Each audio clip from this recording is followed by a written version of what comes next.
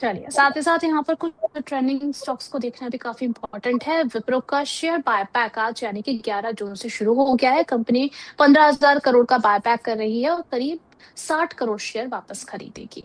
अब record date जो थी वो 5 जून की थी, तब भी खबरों में चल रहा था। विप्रो को लेकर के आपका व्यू क्या रहेगा मनीष जी?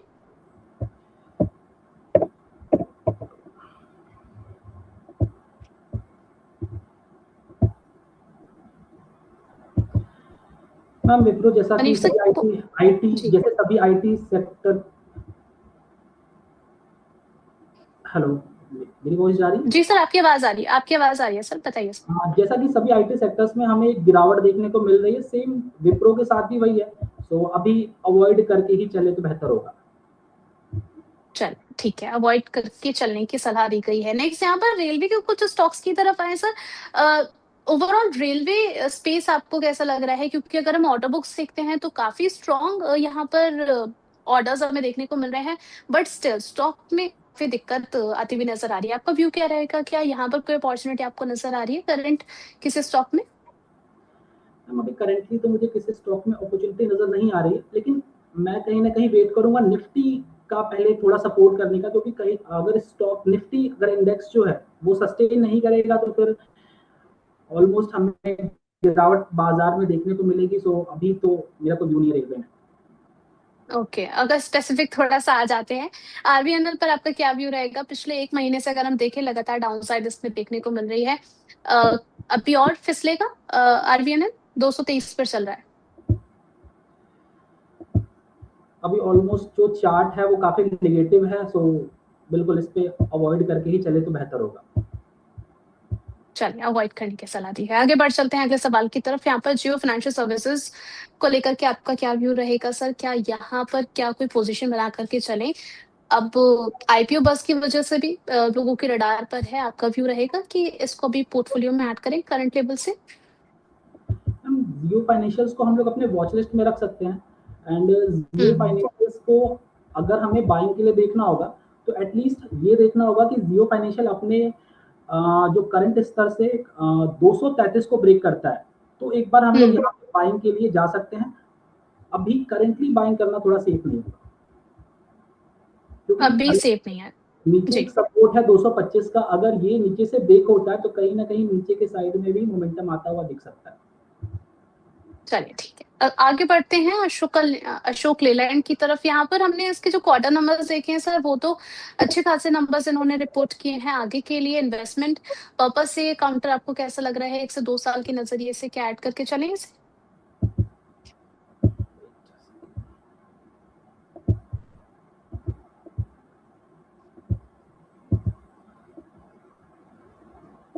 अशोक लेलैंड अभी करेंटली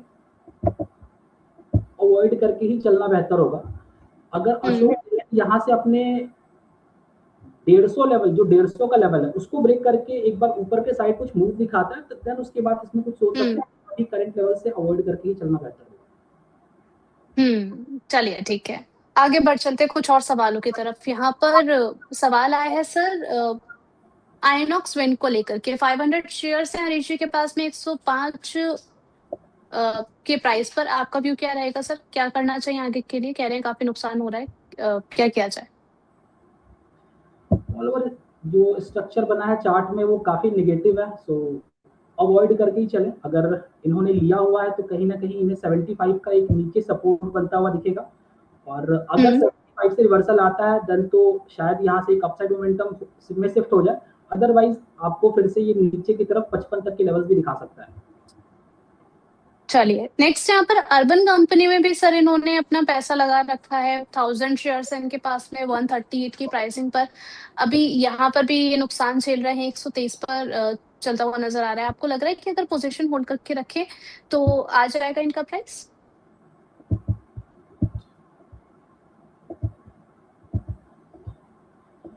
अभी इसमें वेट कर सकते हैं। अभी नीचे काफी एक इम्पोर्टेंट सपोर्ट इंटैक्ट है इसमें, एंड 120 का। अभी इसमें वेट करके चल सकते हैं, यहाँ पे इनको टारगेट मिल सकता है। प्रोबेबिलिटी है कि अगर ये 120 से सपोर्ट लेता है तो यहाँ से ये 145 से लेके 150 तक के लेवल हम्म दिखा सकता है। चल नेक्स्ट यहाँ पर आरबीएल बैंक को लेकर के क्वेश्चन आया है, 360 के प्राइस पर चल रहा है, ऑलमोस्ट 1% की अपसाइड के साथ में।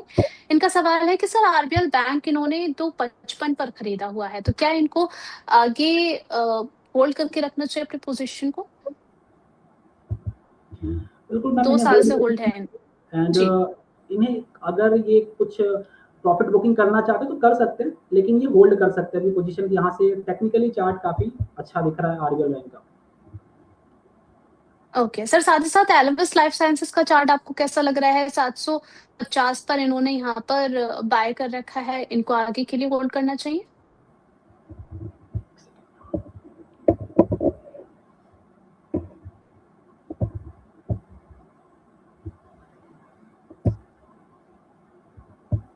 हम अभी अवॉइड करके ही चले, अभी तो कुछ खास मुझे बनता हुआ दिख नहीं रहा है इसमें,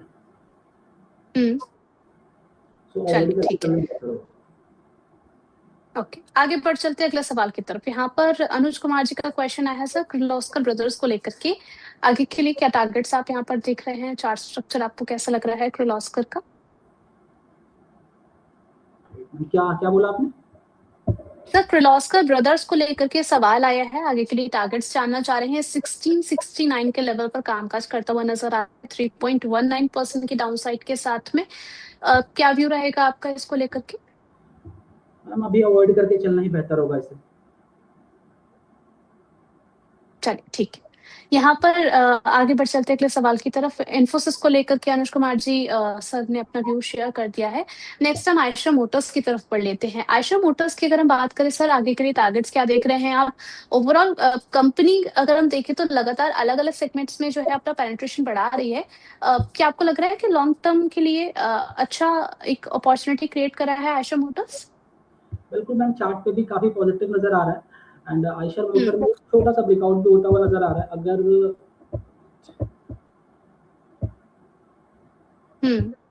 आयशर मोटर अपने करंट लेवल से 7250 को ब्रेक करता है, तो यहाँ से एक हमें एक छोटा ब्रेकआउट भी नजर आएगा, एंड यहाँ पे एक अच्छी एंट्री भी बनती हुई दिख रही है, जो कि इसे 8000 से लेके 8100 तक के लेवल्स तक ले जा सकती है। चलिए ठीक है। आगे यहाँ पे सर E2E नेटवर्क को लेकर के क्वेश्चन आया है कि यहाँ पर बाइंग प्राइस क्या बन रही है? अभी अगर हम देखें तो 5% नीचे है, 369 के लेवल पर कामकाज कर रहा है। क्या व्यू रहेगा E2E नेटवर्क पर आपका?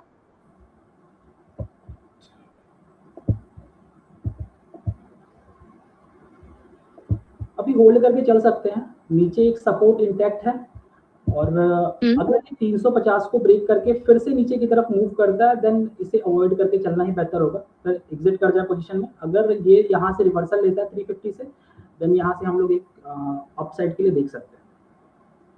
चलिए ठीक है। सिद्धार्थ शर्मा जी का क्वेश्चन आया है सर HDFC लाइफ इंश्योरेंस को लेकर के, बाइंग प्राइस इन्होंने मेंशन करी है 607 की। होल्ड करना चाहिए नहीं या फिर सेल करना चाहिए? चार्ट स्ट्रक्चर काफी निगेटिव नजर आ रहा है, एंड अभी तो बिल्कुल इसे अवॉइड करके ही चले, और अगर इनके पास पोजीशन है तो एग्जिट कर दें, अदरवाइज इसमें और भी डाउनसाइड मोमेंटम आगे भी देखने को मिल सकता है। चलिए ठीक है। नेक्स्ट यहाँ पर क्वेश्चन आया है सर किटी क्रीम को लेकर के, 83 पर इन्होंने बाय किया हुआ है।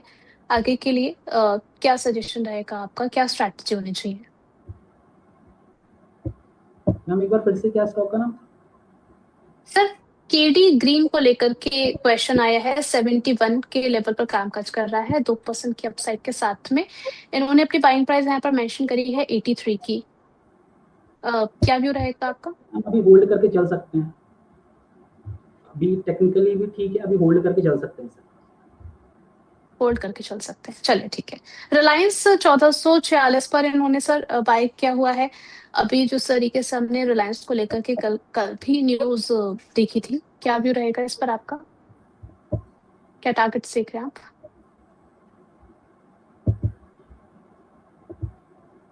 रिलायंस में अभी भी यहाँ पे हमें एक अपसाइड में अपॉर्चुनिटी बनती हुई दिख रही है, एंड रिलायंस का जो टारगेट होगा वो अराउंड 1550 के आसपास का होगा। 1550 के आसपास तक का अगर यहाँ से एक ब्रेकआउट मिलता है हमें 1300 का, देन यहाँ से 1550 तक के लेवल्स भी हमें आने वाले टाइम में देखने को मिल सकते हैं। चलिए ठीक है।